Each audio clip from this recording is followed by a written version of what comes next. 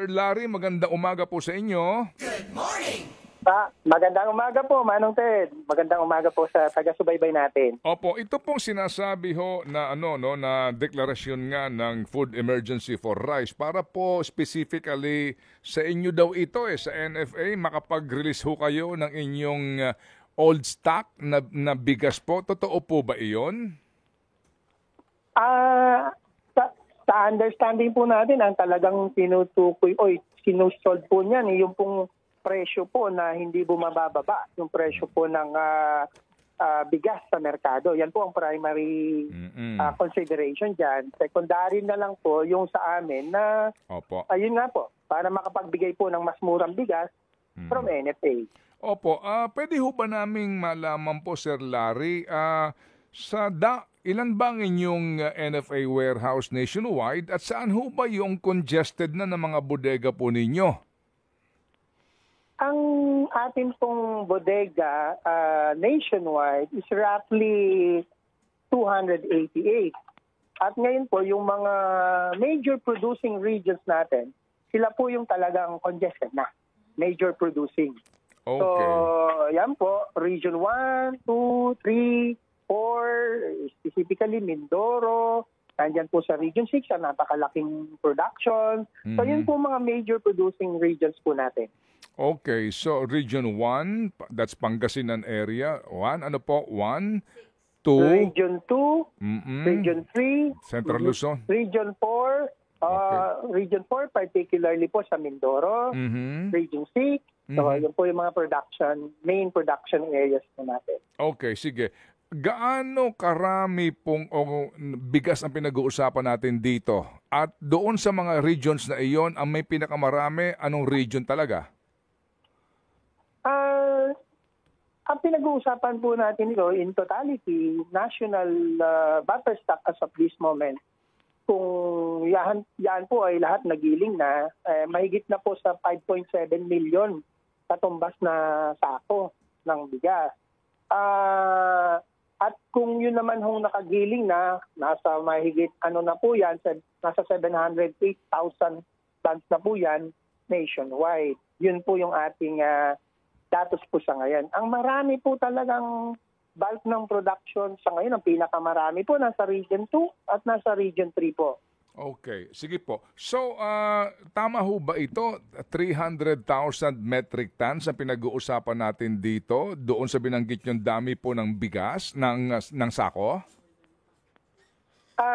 Kung i-translate natin into volume, yun pong total national buffer stock natin ngayon sa NFA, yan po yan, close to 300,000 metric tons of bigas na. Pag nagiling na po yan, bigas na, yan po yan, national buffer stock natin. Okay, it's buffer stock and hindi ito kinakailangang i-dispose, di ba? So, ilan lang po sa buffer stock na 300,000 metric tons ang for disposal? Ganito po, no? As part of the buffer stock management, kailangan po talaga itong may nadidispose para po maganda po ang kalidad ng ating buffer stock. So ito naman po, pwede po itong i-calibrate na kung susumahin, for example, 300,000 metric tons, we just divide it by 12 para po monthly alam po natin yung dapat lang lumabas at kung gaano rin karami yung pantakip natin doon sa lumabas, meaning yung bibili nating talay. So roughly, ideally lang po, no? 25,000 metric tons every month, ideally, para umikot ng maganda ang stocks po natin. Now, hindi ho yan kaagad-agad ma-attain kasi nga po, ginigiling pa natin kasalukuyan sa ngayon. And of course, mag-graduate pa, pangat hanggang makarating po sa 25,000 metric tons na inilalabas po natin sa lahat na ng avenue na kung saan mandated tayo sa calamities, sa emergencies, sa aging, yan na po yun. Opo. Under the law, ilan bang volume ng bigas ang dapat na buffer stock natin? Di ho bang pinag-uusapan dito yung consumption ng mga Pilipino? Paano po ito, Sir Larry?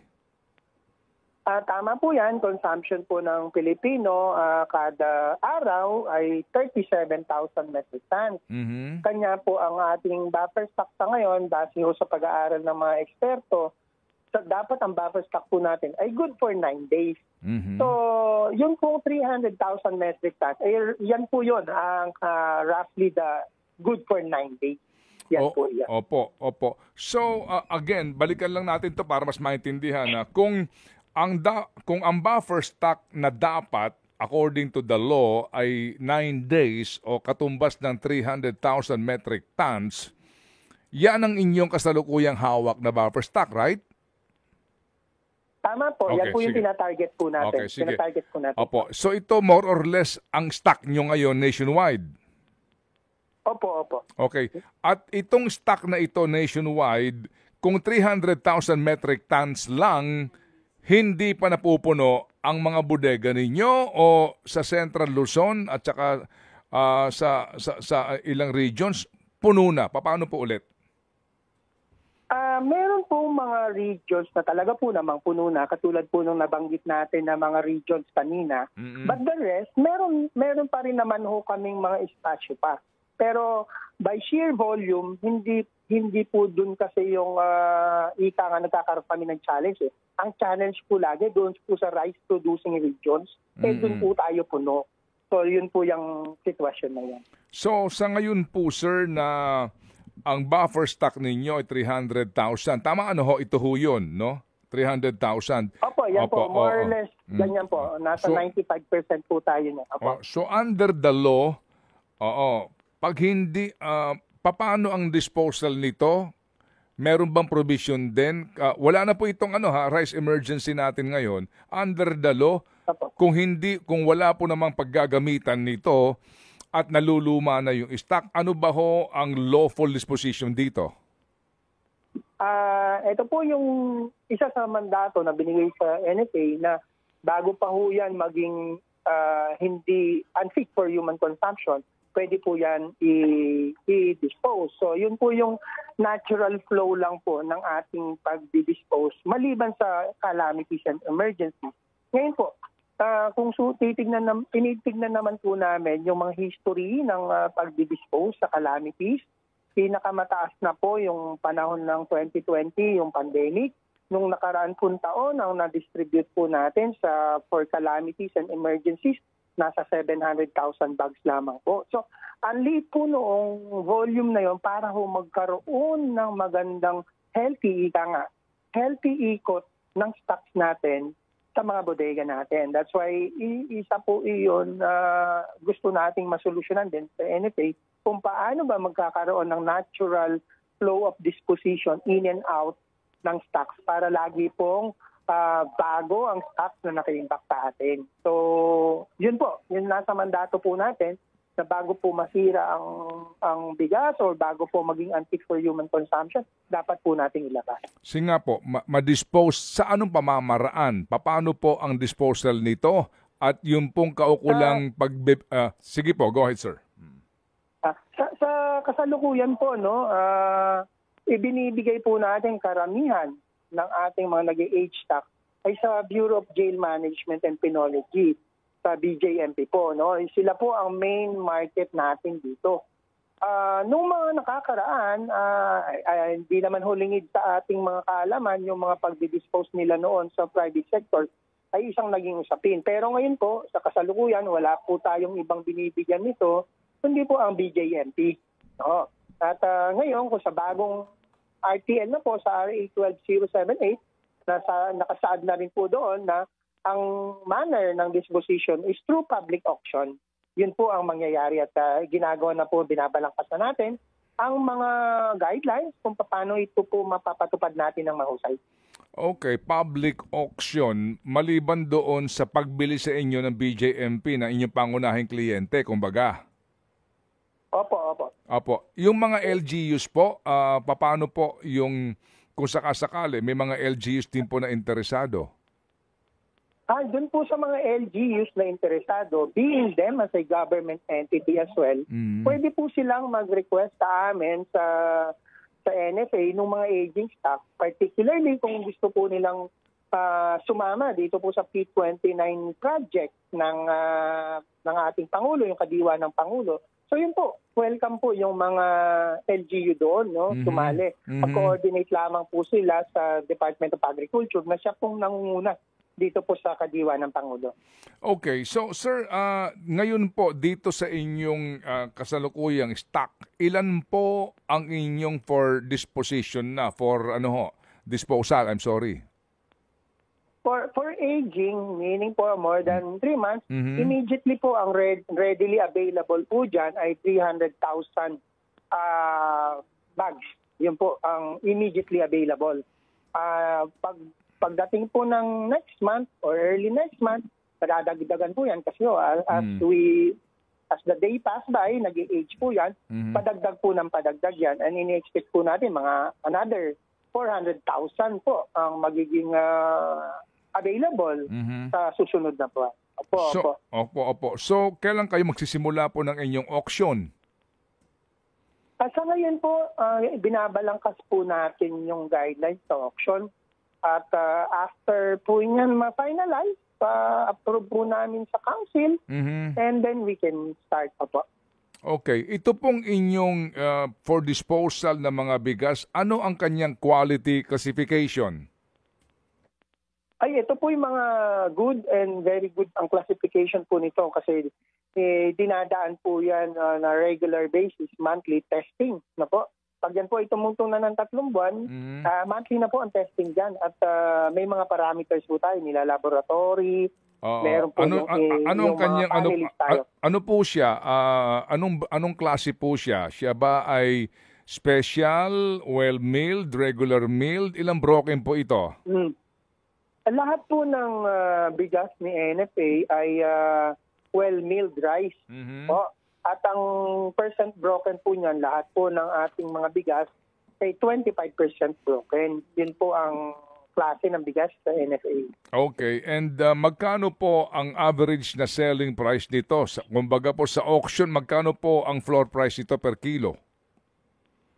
Ganito po, no, yung sa average price, wala pa po tayong na-set ngayon. Pero ang isa sa mga pinag-uusapan sa pagbalangkas po ng guidelines ay makagawing base or floor price, yung regular price muna. Let's say yung 38, yung binebenta sa mga DSWD, OCD, kung wala pong magkagusto diyan, saka po pwedeng i-calibrate pababa. Kung wala pong magbibid, no po. Pero sa ngayon po, wala pa po tayo nakaset na floor price sa ngayon. Pag-uusapan po sa council yan. Okay, sige po. So, sir, ito pong kung sakasakali, no, na wala itong rice emergency na ito, na food emergency na ito, talagang gagawin nyo itong binabanggit nyo ng disposal na ito? Yun po sa aging stocks, wala po tayong ibang paraan dyan, kundi yan po. Gagawin po talaga yan. Ipapabid out po natin yan, yung mga aging stock.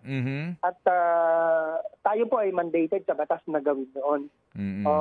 Yun po. At kung calamities and emergencies, yung natural po natin disposition ang mangyayari doon. Opo. Kapag po nag-auction kayo at walang taker nito, ano mangyayari?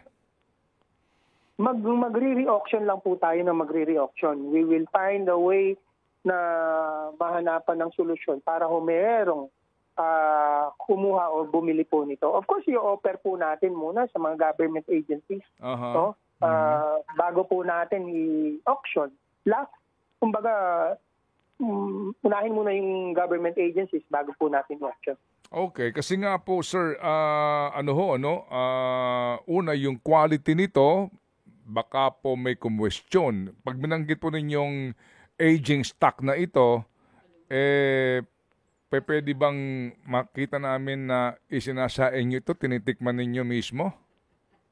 Kami po ginawa po namin yan nung nag-launch po ang Kadiwa. Yung pong P29 ay aging stock, talaga pong pinaluto po namin lahat ng site. Kinain po namin mismo yan at wala pong it's just the regular rice na pagkain po natin. Opo. Saan nyo kinuha yung sinain nyo? Doon sa ilalim o sa ibabaw? Doon po mismo sa sako. Okay, Sa okay. mismong Anyway. sako po. Opo, kasi may nagtatanong lang po dito. O sige po, so Sir Larry, more or less, kailan po ang simula nito, inyong disposal na ito in preparation nga po sa anihan? Ang alam ko po, nagsabi ng DA na most probably ang food security emergency ay ma-declare ngayong linggong ito. Mhm. So, yun po, pag inatasan na tayo ng Secretary ng Agriculture na i-dispose na ito, then mag-uumpisa na po kami. So, kainaman po, ang timing kasi anihan na ho next month. So, mati-free up po namin yung mga bodega natin sa mga major producing regions, then ang ating pong magsasakay makakapunta na at makakapagbenta na sa atin ulit ng kanilang palay. Opo. Sige po. But ito lang po, ito pong aging stock ninyo, mga magkano ang inyong bili dyan nung mga panahon na iyon? Magkano ang farm gate price nito? Tapos plus po sa... Kayo na po naggiling nito, di ba? Both sa NFA rice mill at saka sa private rice mill po, nagiling yan. No? Ang mga stock po natin na aging na ngayon ay sama-samang mga stocks po nung end of 2023 na palay na nagiling na, plus